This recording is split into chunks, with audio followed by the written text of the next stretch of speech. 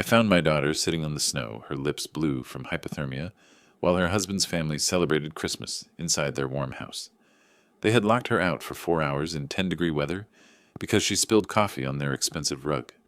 I was expecting a joyful family reunion, but instead discovered my vibrant daughter had been turned into a drugged, compliant prisoner who barely recognized her own father. So I made a decision that would change everything. They thought I was just a powerless old man who would quietly accept their cruelty and drive home defeated. But they had no idea that this retired engineer had spent 30 years building things that could withstand impossible pressure, and I was about to use every skill I'd learned to tear their perfect world apart. What I discovered in their basement and the phone call I made that Christmas Eve would destroy more than just Derek's marriage. By morning, they would be begging for mercy, but it would already be too late. Before we continue, please subscribe to the channel and let us know where you're listening in the comments. I adjusted my reading glasses and turned another page of my retirement portfolio, the numbers swimming slightly in the warm glow of the fireplace. December 22nd had been a quiet day, the kind I'd grown accustomed to since Eleanor's passing 3 years ago. Christmas cards lined the mantel above the hearth, their cheerful messages, a stark contrast to the solitude that had become my constant companion. Eleanor's photograph sat prominently among them, her gentle smile, watching over me, as it had every evening since the funeral. The house felt too large, sometimes too quiet, but tonight the silence was comforting. Outside my study window, light snow began to fall, catching the multicolored glow of Christmas lights that my neighbors had strung with such care. At 62, I'd learned to find peace in routine mourning. Coffee afternoon walks, evening reviews of my finances. The railroad pension was adequate, but the consulting contracts I'd picked up since retirement provided the security Eleanor would have wanted for me. The phone's sharp ring cut through the evening quiet like a blade. I set down my papers and reached for the receiver, expecting perhaps Mrs. Patterson from next door, or maybe a telemarketer. "Hello, Daddy." The voice was unmistakably Sophia's, but something was wrong, terribly wrong. "Sweetheart, how are you?" I straightened in my chair, my engineer's mind immediately cataloging the inconsistencies in my daughter's speech. The words came slowly slurred at the edges, as if she were speaking through cotton. I'm okay, I think. Just tired. So tired all the time." Sophia's laugh held no humor, just a hollow quality that made my chest tighten. "I sleep 14 hours a day now, Daddy. Is that normal?" "Honey, you sound exhausted. Are you taking care of yourself?" My grip tightened on the receiver. This wasn't the vibrant young woman who had called me regularly after college, full of energy and ambition. "Derek says I worry too much. The doctors are helping me relax." There was a pause filled with the sound of confused breathing. "They're adjusting my medication again. Derek handles all that now, the appointments, the prescriptions. He says I don't need to worry about decisions anymore." My blood chilled. "What kind of medication, Sophia? I can't remember what I ate yesterday. Or maybe it was today." Her voice drifted distant and unfocused. "Everything feels foggy, like I'm living in a dream.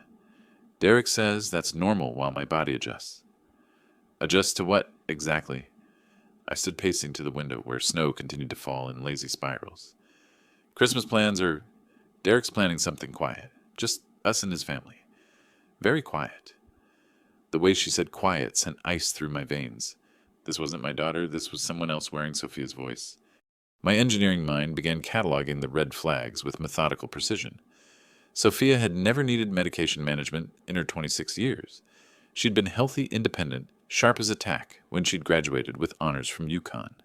The change had begun after her marriage to Derek Morrison 8 months ago, but I'd attributed it to adjustment to the normal stress of newlywed life. Eleanor's voice echoed in my memory, clear as if she were standing beside me. "Trust your instincts about people, Preston, especially when it comes to our daughter." But there was the Peterson contract to consider. The meeting, scheduled for December 26th, could net me $50,000, enough to secure my retirement, completely enough to maybe help Sophia and Derek with a down payment on a house. Derek was successful in real estate. Surely he could afford proper medical care for his wife. "Daddy, are you still there?" Sophia's voice seemed to come from very far away. "I'm here, sweetheart. Listen, maybe I should come visit, see how you're doing." "Oh no, Daddy. Derek says I need rest. No visitors right now. The doctors say stimulation might set back my progress." The words came out rehearsed, as if she'd practiced them. My heart hammered against my ribs. Every instinct screamed that something was catastrophically wrong, but the rational part of my mind, the part that had built bridges and solve structural problems for 30 years urged caution. Derek was a successful businessman. Sophia was a grown woman. Maybe I was overreacting. I have that important meeting with Peterson after Christmas. I heard myself saying the words tasting like ash. But maybe after New Year's? That's okay, Daddy. Derek takes good care of me. I should go now. He's calling for me. The line went dead. I stood holding the receiver, staring at Eleanor's photograph. Her eyes seemed to reflect disappointment, and I could almost hear her voice. Family. First. Always. Family. First. Outside the Christmas Eve, snow began falling heavier, and somewhere deep in my chest, a father's heart began to break. The aroma of fresh coffee filled my kitchen as the first light of December 23rd crept through frost-covered windows. Christmas Eve morning had arrived with the kind of pristine beauty that belonged on greeting cards, snow blanketing my Connecticut neighborhood in perfect white icicles, hanging like crystal ornaments from the eaves. The radio played soft carols, while I spread the Peterson contract documents across my kitchen table, the financial projections promising security I'd worked 30 years to achieve. But Sophia's voice haunted me. Even 12 hours later, I could hear the slurred confusion, the hollow emptiness, where my vibrant daughter's spirit used to live. I'd barely slept Eleanor's photograph, seeming to watch me with increasing disappointment each time I'd passed the mantel. The phone rang at exactly 7:15. "Mr. Clark, this is Jennifer from Peterson Construction." The assistant's voice carried genuine distress. "I'm so sorry to call this early, but we need to postpone your meeting." My coffee mug paused halfway to my lips. "Is everything all right?" Mr. Peterson's mother was rushed to the ICU last night. Massive stroke. The family's gathering at Hartford Hospital, and honestly, we don't know. Her voice trailed off thick with emotion. "I understand completely," I heard myself saying, and for the first time in months, the words felt absolutely true. "Family comes first. Please give him my regards and tell him not to worry about business right now. Thank you for being so understanding. We'll reschedule for January 3rd if that works." I hung up the phone and stood perfectly still in my kitchen coffee growing cold in my hands. The irony wasn't lost on me. A family emergency had just freed me from the very obligation I'd used to avoid my own family emergency.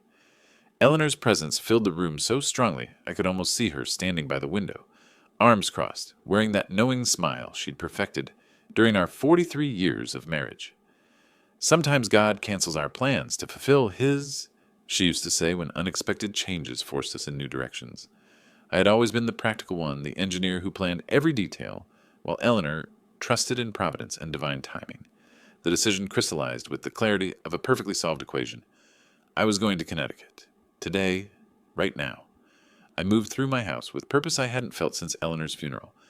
The methodical precision that had served me through decades of bridge construction now focused on a different kind of engineering project, rescuing my daughter. Route planning first. Interstate 84 through Hartford, then Route 9, north to Millbrook. 2 hours in good weather, maybe 3 with Christmas Eve traffic. I spread maps across the table, marking rest stops and alternate routes, with the same attention to detail I'd once given to structural load calculations. Gift shopping, next. I drove to the village center where shop owners were making final preparations for Christmas Eve shoppers. At Brennan's Jewelry, I selected a delicate silver bracelet engraved with "Beloved Daughter," something Sophia could keep close, a reminder of unconditional love. At the bookstore, I found a leather-bound journal, thinking she might want to write again once she felt clearer. Back home, I packed with military precision. Overnight bag with clean clothes, emergency supplies in case of weather delays, thermos of coffee for the drive. My toolkit went in the truck bed, old habits from railroad days when you never knew what repairs might be needed. Mrs. Patterson waved from her front porch as I loaded the truck. "Going somewhere nice for Christmas Eve, Preston." "Visiting Sophia. Haven't seen her in too long." The words felt like confession and resolution rolled into one. "That sweet girl deserves a surprise visit from her father. Drive safely, weather's supposed to turn." I climbed into my truck, feeling lighter than I had in months. The engine turned over with a satisfying rumble. Christmas carols played softly on the radio, and for the first time since Eleanor's death, I felt genuinely hopeful. Purpose flowed through my veins like electricity through copper wire, clean, powerful, transformative. As I pulled out of my driveway, snow began falling again, fat flakes that caught the morning light like tiny stars. I thought of Sophia's face when she'd see me at her door, imagined her genuine smile breaking through whatever fog these mysterious medications had created. Maybe we'd cook Christmas Eve dinner together the way we used to when she was young. Maybe we'd talk honestly about whatever was troubling her and I could help fix it the way fathers were supposed to. The interstate stretched ahead, leading toward Connecticut, and toward the daughter who needed me.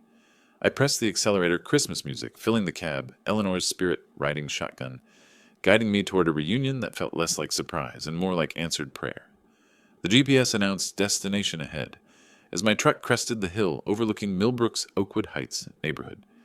Christmas Eve morning had transformed the affluent Connecticut suburb into a living postcard, every house draped in twinkling lights, wreaths hanging from colonial doors, and snow-covered lawns dotted with inflatable Santas and glowing reindeer, the kind of picture-perfect American Christmas that graced magazine covers and holiday movies.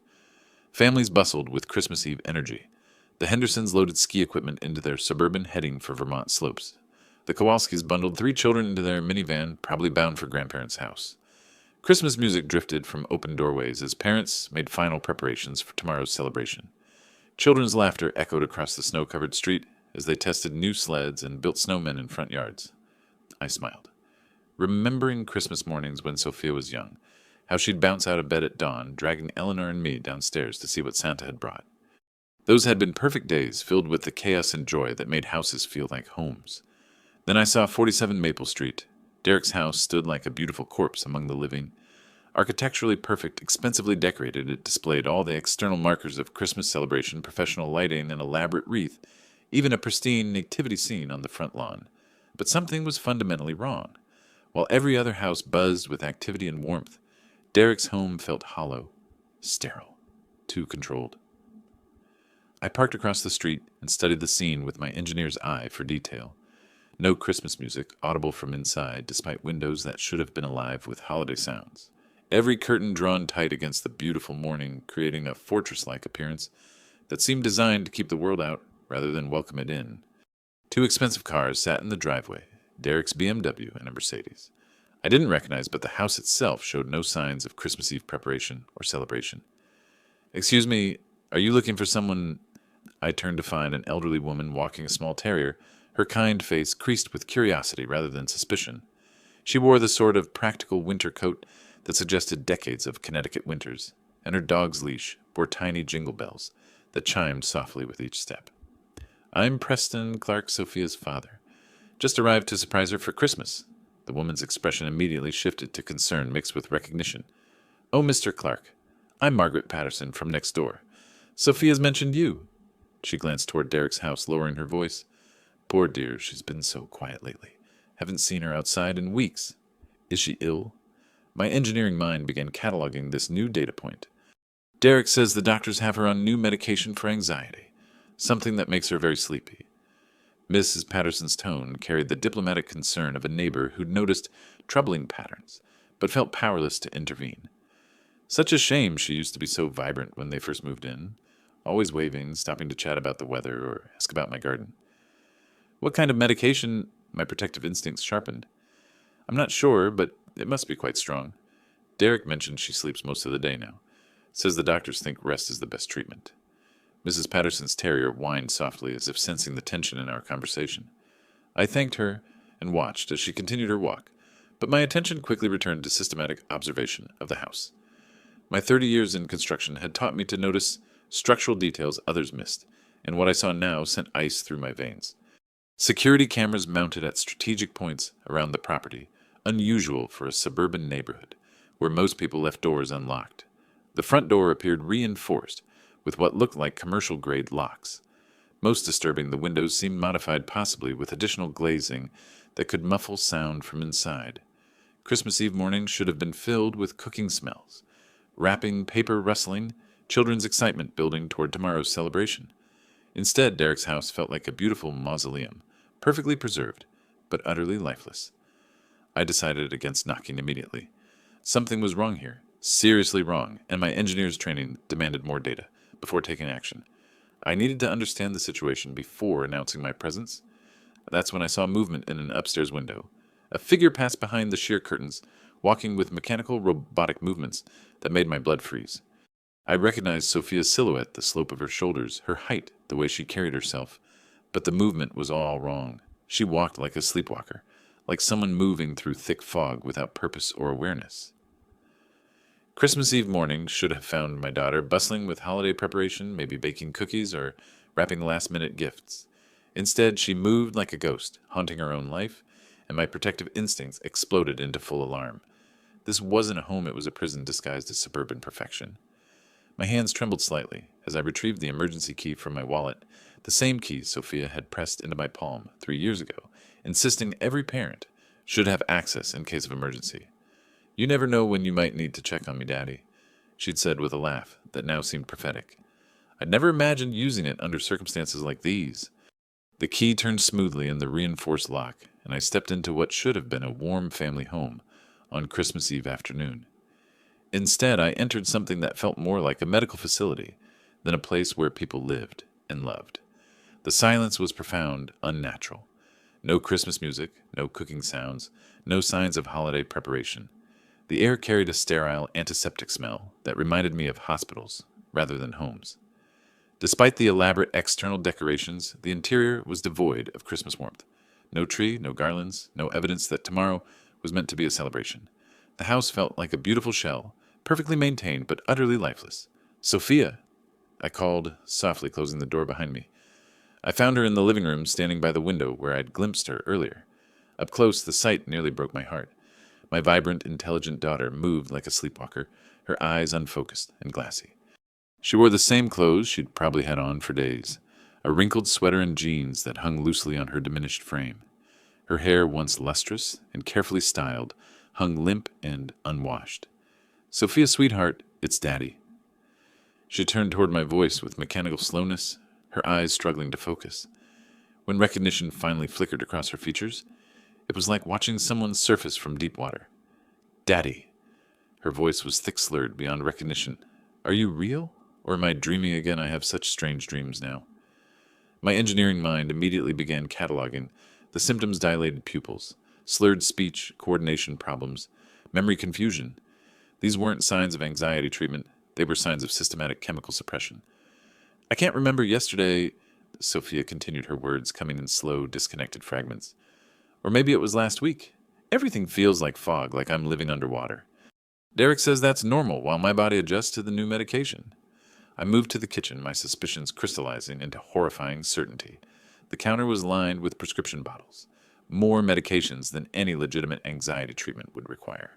Lorazepam, Halcyon, Seroquel, Trazodone, heavy sedatives and antipsychotics in dosages that would render a person barely functional. All prescribed by Dr. Martinez with addresses that my quick mental calculation placed near Derek's business district, rather than any legitimate medical facility. The dosages were dangerously high for Sophia's weight and medical history. This wasn't treatment. It was systematic drugging designed to create complete dependency and compliance. Well, well, the famous father-in-law finally decides to visit. I spun to find Derek, standing in the kitchen doorway, impeccably dressed, despite the afternoon hour, his smile charming, but his eyes calculating and cold. Even in casual clothes, Derek projected the kind of controlled authority that came from always being the smartest person in the room, or believing he was. "Derek, I was concerned about Sophia. She sounded unwell when we spoke." "Severe anxiety disorder," Derek replied smoothly, moving to stand protectively near the prescription bottles. "The doctors recommended aggressive rest therapy to reset her nervous system. It's a delicate process that requires careful monitoring." My eyes moved from the medications to my daughter, who had sunk into a chair and was staring blankly at her hands. What exactly is she being treated for? Sophia never had anxiety problems before. You wouldn't understand, it's quite complicated. The stress of marriage, adult responsibilities, financial pressures. Some people aren't equipped to handle real-world demands. Derek's tone carried the patronizing quality of someone explaining simple concepts to a child. "The important thing is that she's getting the help she needs." But nothing about Derek's explanation matched what I observed. The medications were overkill for anxiety. The isolation was extreme for any legitimate treatment. Most telling Derek's body language screamed possession rather than concern. He positioned himself between me and Sophia, like a guard protecting valuable property. "Daddy!" Sophia's voice cut through the tension up barely above a whisper. She had managed to focus enough to grab my hand, her grip weak but desperate. "He makes me take pills every few hours. I can't think clearly anymore. I can't remember who I used to be. Please, help me." Derek moved, immediately producing another pill and a glass of water with practiced efficiency. "Time for your afternoon dose, darling. The doctors say consistency is crucial for recovery." I watched in horror as Derek forced the medication down my daughter's throat, his movements gentle but implacable. Sophia submitted, with the resigned compliance of someone who had learned that resistance was futile. In that moment, I understood with crystal clarity that this wasn't marriage, it was imprisonment. On Christmas Eve, while families across America celebrated love and togetherness, my daughter was being systematically destroyed by the man who had promised to cherish her. Derek wasn't treating Sophia's condition, he was creating it, maintaining it, using it to transform a vibrant young woman into a compliant prisoner in her own home. As Christmas Eve darkness fell over Millbrook, I waited for my opportunity. Derek had retreated to his office for what sounded like increasingly desperate phone calls, his voice carrying the edge of a man under crushing pressure. Sophia sat in the living room, staring blankly at her hands, the latest dose of medication rendering her barely conscious. The house felt like a tomb decorated for Christmas. I moved through the rooms with the methodical precision I'd used conducting structural surveys, but what I discovered made my blood run cold. Hidden cameras were mounted in every room, not security cameras, but surveillance equipment designed to monitor every movement, every conversation. Electronic locks on interior doors could be controlled remotely, turning the house into a sophisticated prison where escape was impossible without the proper codes. Sophia's bedroom revealed the most damning evidence. Bars had been installed on the windows disguised as decorative ironwork, but clearly designed to prevent exit. The door lock was on the outside, like a jail cell. Personal items that might connect her to the outside world, her laptop, cell phone, address book, were conspicuously absent. Derek's office proved even more horrifying. Among the real estate documents and business files, I found a life insurance policy on Sophia, worth $5 million taken out just 6 months after their wedding. Beside it lay a suicide note, written in Derek's handwriting but bearing Sophia's forged signature dated December 26th, the day after Christmas. The holidays always made me sad, the note read in Derek's careful script. I couldn't handle the pressure of being a good wife anymore. I hope Derek can find someone who deserves his love. The clinical detachment of the language made my stomach turn. Derek had planned to stage Sophia's suicide the day after Christmas, probably claiming that holiday depression had overwhelmed her fragile mental state. A faint sound from below made me freeze a woman's voice, weak but desperate, calling for help. I found the basement door hidden behind what appeared to be a utility closet, but my construction experience helped me locate the concealed entrance. What I discovered in the basement dungeon destroyed any remaining doubt about Derek's true nature. Maria Santos sat chained to a radiator in a makeshift cell. Her dark hair matted her clothes, filthy, but her eyes still holding fierce intelligence. She couldn't have been more than 30, but captivity had aged her beyond her years. "Please," she whispered when she saw me. "Are you here to help?" "My God, how long have you been down here?" I knelt beside her, my hands shaking as I examined the chains. "Since Christmas Eve 2021, 3 years." Maria's voice carried the hollow quality of someone who had given up hope long ago. "He told my family I ran away with another man. They had a funeral for me when I didn't come home." "Maria Santos," I said, recognition dawning. "You're Derek's previous wife, the one who supposedly abandoned him." "Wife number 3, actually. There were others before me. Derek has a pattern he marries. Women takes out massive life insurance policies, then either stages accidents or makes their deaths look self-inflicted. I was supposed to die in a car crash, but I survived the attempt, and he decided to keep me alive as entertainment." My engineering mind processed this with horrifying clarity. Sophia wasn't Derek's first victim. She was number 4 in a serial scheme that had been running for years. "He's planning to kill Sophia on December 26th, I said. "I know," he told me.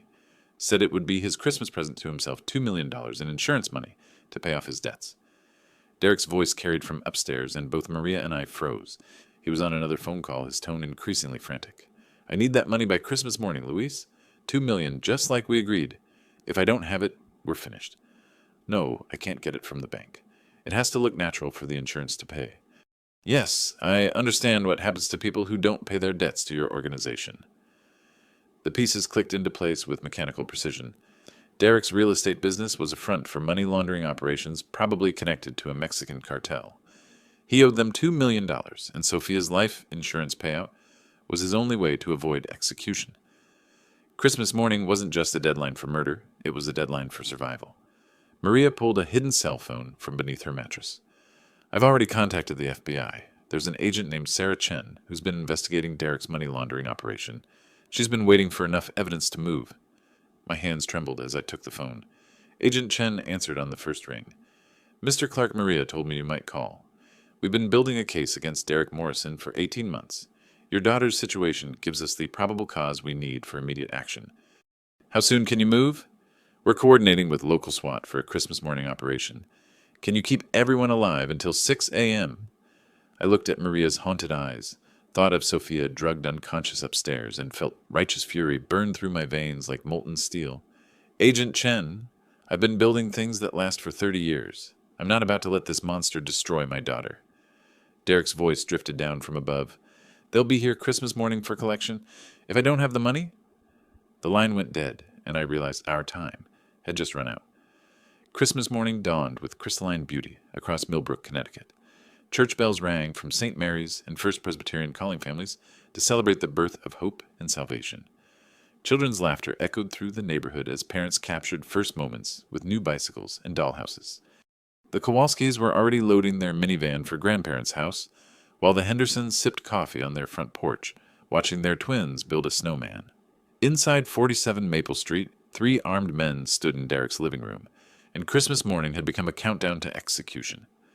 Luis Morales, the cartel's collection specialist, checked his gold Rolex with the casual precision of a man who scheduled death like business appointments. His companions Miguel and Carlos flanked the room's exits with the practiced positioning of soldiers who understood that witnesses were liabilities that needed elimination. $2 million, Derek, Christmas morning, just like we agreed. Luis's voice carried the soft authority of someone who had never needed to raise it to be obeyed. Where's our money? Derek stood in his own living room like a condemned man, his usual polished confidence replaced by the desperate energy of someone whose carefully constructed world was collapsing. The insurance policy, it pays out after the suicide. I just need one more day. Insurance. Miguel's laugh held no humor. You were supposed to liquidate assets, not play games with dead wives. I crouched in the basement stairwell, every word burning into my memory. Through the hidden phone, Agent Chen's voice whispered updates. SWAT team mobilizing, but Christmas morning traffic? ETA now 10 a.m. Can you hold position? 2 hours. I had to keep Sophia and Maria alive for 2 more hours, while 3 professional killers searched a house I was still learning to navigate. There's an old man here, Derek said, his voice cracking with desperation. Sophia's father. He's seen everything. Maybe we can work something out. Use him as collateral while I get the money. My blood turned to ice. Derek was offering me as a bargaining chip to save his own worthless life. Luis tilted his head with predatory interest. Where is this old man? Basement. He found Maria started asking questions. But he's nobody, just a retired railroad worker. You can do whatever you want with him. I'd heard enough. Moving with the silent precision learned from 30 years of dangerous construction sites, I descended to the basement where Maria was helping Sophia navigate the stairs on unsteady legs. The latest dose of sedatives was wearing off, and Sophia was beginning to understand the horror of her situation. Can you walk? I whispered to my daughter. I think so. Daddy, what's happening? Those men upstairs, they have guns. We're going to get through this. I guided both women toward the far corner of the basement, where my engineer's eye had spotted the house's structural strong point, a reinforced utility room built around the main support beam. Maria helped me move this shelving. Within minutes, I had created a makeshift fortress, using metal shelving units, tool chests, and my own construction knowledge. The utility room had only one entrance which I could defend, and thick concrete walls that would stop small-caliber bullets. More importantly, it contained the house's electrical panel and water shutoffs. If things got desperate, I could cut power to the surveillance system. Footsteps thundered overhead as the cartel began their systematic search. They're going room by room, Maria whispered her experience as Derek's prisoner, giving her insight into the house's acoustics. They'll find the basement entrance soon. My mind shifted into the same analytical mode that had served me through decades of complex engineering problems. Available resources, basic tools, electrical access knowledge of the house's structure. Obstacles 3 armed professionals, 1 drugged daughter, 1 traumatized ally. Timeline hold position for 120 minutes until federal backup arrived. The odds were terrible, but I had built bridges that shouldn't have been possible and kept trains running through blizzards that had shut down entire states. Engineering wasn't about perfect conditions, it was about making impossible things work with whatever materials you had. Luis, Derek's voice carried from upstairs high with panic. I found them basement behind the utility closet. I heard boots on the stairs and felt a familiar calm settle over me, the same focused clarity that had carried me through every crisis of my professional life. 30 years of building things that had to withstand enormous pressure had prepared me for this moment. "Old man," Luis called down the stairs, "you picked the wrong day to play hero. Come up here and we'll make this quick." I checked the improvised barricade one final time, positioned myself between the entrance and the two women who depended on me, and called back with the steady voice of a man who had never backed down from a challenge in his life. "Every day is the right day to protect your children." Church bells continued ringing across Millbrook as armed men began descending into the basement, and Christmas morning became a battlefield where a father's love would face the ultimate test. The first cartel member through the basement door met my improvised weapon, a steel pipe wrench swung with 30 years of construction site precision. Luis stumbled backward, blood streaming from his nose, his professional composure shattered by the unexpected resistance from a man he'd dismissed as a helpless retiree. "Miguel Carlos, take him down." Luis wiped blood from his face, his gold tooth glinting in the basement's harsh fluorescent light. I fought with the desperate fury of a father protecting his children, using every principle of leverage and structural engineering I'd learned building bridges across impossible spans. A toolbox became a battering ram. Metal shelving transformed into shields and barriers. When Miguel tried to flank left, I used a hydraulic jack to collapse a section of ceiling blocking the approach with debris. "He's just an old man," Carlos shouted, but his voice carried uncertainty now. This wasn't the easy execution they'd expected. Behind my defensive line, Sophia crouched beside Maria in the reinforced utility room, her mind clearing enough to understand that I was fighting for their lives. "Daddy," she whispered, tears streaming down her face. "I remember now. I remember who I used to be." Upstairs, Derek's carefully constructed world was collapsing with the same structural inevitability that I had witnessed in failed bridges. The cartel had discovered his true financial situation, not just the missing $2 million, but the pattern of insurance fraud, the systematic murders, the FBI investigation that threatened to expose their entire money laundering operation. "You stupid gringo," Luis snarled, turning his weapon on Derek. "You brought federal heat down on us. You think we're going to let you live to testify?" Derek's polished facade cracked completely. "Please, I can fix this. I just need more time." He scrambled toward the basement stairs, seeking protection from the very man he'd betrayed. Preston, help me. They're going to kill me." The poetic justice wasn't lost on me, even in the midst of combat. Derek's own associates had become his executioners, his evil consuming itself with mechanical precision. That's when I heard the most beautiful sound of my life, the synchronized crash of multiple doors being kicked open simultaneously. "FBI federal agents, drop your weapons!" Agent Sarah Chen's voice cut through the chaos like a blade through silk, backed by the overwhelming authority of a coordinated federal assault.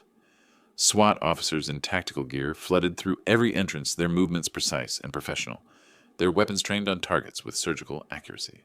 "Luis Morales, Miguel Santos, Carlos Vega, you're under arrest for kidnapping, attempted murder, and money laundering." Chen's voice carried the satisfaction of an investigation finally reaching its conclusion. "Derek Morrison, you're under arrest for murder, insurance fraud, and conspiracy." The basement fell silent except for the metallic click of handcuffs and the reading of Miranda rights. I lowered my makeshift weapons, my hands shaking with adrenaline and relief, as federal agents secured the scene with professional efficiency. "Mr. Clark." Agent Chen descended the stairs, her expression mixing respect and amazement. "Your daughter and Maria are safe. Paramedics are standing by." "Thank God!" I breathed, my legs suddenly weak as the protective fury that had sustained me through combat began to ebb. "And thank you." Derek, now in federal custody, made one last desperate attempt at manipulation. "This isn't over, old man. I have lawyers' connections. You have no idea who you're dealing with." I looked at the man who had nearly destroyed my daughter, feeling Eleanor's presence, stronger than ever in this moment of victory. "Yes, it is Derek. Your evil ends today." Through the basement windows, bright Christmas morning, sunshine streamed into what had been a dungeon, illuminating Maria's tears of joy and Sophia's returning awareness. Neighbors gathered on the street, shocked by the SWAT vehicles and federal agents, but I could hear something else beneath the commotion, church bells still ringing across Millbrook, calling the faithful to celebrate the birth of hope. As paramedics gently helped Sophia and Maria toward the ambulances, I realized the divine timing that had guided every step of this journey. Eleanor's spirit had been with me from the moment Peterson's meeting was canceled, through every decision that led me to this basement on Christmas morning. The meeting cancellation, the perfect weather for driving, even Derek's desperate timeline, all of it had aligned to save not just Sophia, but Maria as well. Christmas morning had delivered its miracle love, conquering evil justice, triumphing over corruption, and 2 women reborn from captivity into freedom on the very day Christians celebrated Christ's birth. I felt Eleanor's approval wash over me like sunlight, knowing that our daughter was finally truly safe. The Christmas bells continued ringing as federal agents led Derek and his associates toward justice. And I understood that sometimes miracles came not through divine intervention alone, but through the willingness of good people to act with courage when evil threatened those they loved. Christmas week at Hartford Hospital felt like the opposite of everything Derek's house had represented. Where his home had been sterile and controlling, the hospital buzzed with healing energy and genuine care. Sophia and Maria occupied adjoining rooms in the detox unit, their bodies slowly purging months and years of systematic chemical suppression under careful medical supervision. I maintained my vigil in the uncomfortable visitor's chair, spending Christmas Day not around a tree with presents, but watching my daughter's eyes gradually clear as the fog of Derek's medications lifted. The withdrawal was difficult tremors, confusion, moments of panic, when Sophia couldn't remember where she was or why she felt so sick.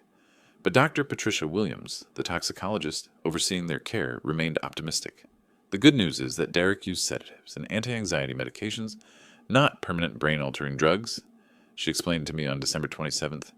Sophia's cognitive function should return completely, though it may take weeks for her memory to fully stabilize. Maria's recovery proved even more remarkable. After 3 years of captivity, she displayed the resilience of someone who had never stopped fighting internally. Her family parents, 2 sisters, and a brother who had held a funeral for her in 2022, arrived from Phoenix within hours of notification. The reunion in the hospital corridor brought tears to my eyes and to the nurses who had seen too much tragedy in their careers. By New Year's Day, both women were medically stable enough for discharge, though their psychological healing would require months of intensive therapy. I opened my Connecticut home to both of them, understanding that recovery required not just medical treatment, but the security of knowing they were truly safe. January through March became a season of gradual awakening. Sophia's memory returned in fragments: childhood birthdays, college graduation. Her mother's laugh, the person she had been before Derek, systematically erased her identity. Dr. Jennifer Martinez, the trauma specialist I hired, worked with both women individually and together, helping them process experiences that most people couldn't imagine surviving. I remember wanting to be a marketing director. Sophia told me one February morning over coffee. I had ideas, campaigns I wanted to develop. Did I really used to be that ambitious? You were unstoppable, I replied, showing her the college portfolio she'd left in my attic. And you will be again. The legal proceedings unfolded with the methodical precision I had always appreciated in well-engineered systems. Federal prosecutors charged Derek with kidnapping, attempted murder insurance fraud, and money laundering charges that carried a potential life sentence without parole. The cartel members faced additional charges related to organized crime and drug trafficking. Maria's testimony proved devastating to Derek's defense. Her detailed account of 3 years of imprisonment, combined with evidence of Derek's previous wives, who had died under suspicious circumstances, revealed a serial killing operation that had operated for over a decade. Sophia's medical records provided scientific proof of systematic poisoning designed to create dependency and compliance. The trial concluded in May with verdicts that satisfied my sense of justice. Derek received life without parole, his assets seized, to compensate victims' families. The cartel members received 25-year sentences before deportation. Judge Patricia Hernandez's closing statement captured the community's sentiment perfectly. Mr. Morrison, your crimes represent pure evil disguised as respectability. This court ensures you will never again have the opportunity to destroy innocent lives. June 25th marked exactly 6 months since the Christmas morning rescue, and I chose to celebrate the anniversary not as a reminder of horror, but as a testament to healing and hope. Sophia had moved back into her childhood bedroom, not from inability to live independently, but from a desire to rebuild the father-daughter relationship that Derek had nearly destroyed. "Dad, you saved my life in every way possible," Sophia said as we planned a small celebration dinner. Her voice carried the strength and clarity that had been missing for so long. "Not just from Derek, but you gave me back myself." Maria, now reunited with her Phoenix family, but maintaining close contact with us, had become like a second daughter to me. "You gave me back my family, my life," she had written in a letter that I kept in my wallet. "I will never forget that a stranger chose to risk everything to save me." As summer sunshine filled the kitchen where Eleanor had once cooked family meals, I felt my late wife's presence more strongly than ever. Sophia was considering returning to marketing, her natural intelligence and creativity emerging like flowers after a long winter. The neighborhood had rallied around us, understanding that my actions had made their community safer. We were already planning Christmas decorations for the coming year. Not the sterile perfection that Derek had demanded, but the joyful chaos of a real family celebration. Eleanor's memory lived on through our restored bond, and I knew that protective love, when coupled with courage to act, could indeed work miracles. The healing would continue, but the foundation was solid, now built on truth, justice, and the unbreakable bond between a father and daughter who had found their way back to each other. If you like this story, please like this video, subscribe to the channel, and share your impressions of this story in the comments. To listen to the next story, click on the box on the left. Thank you for watching.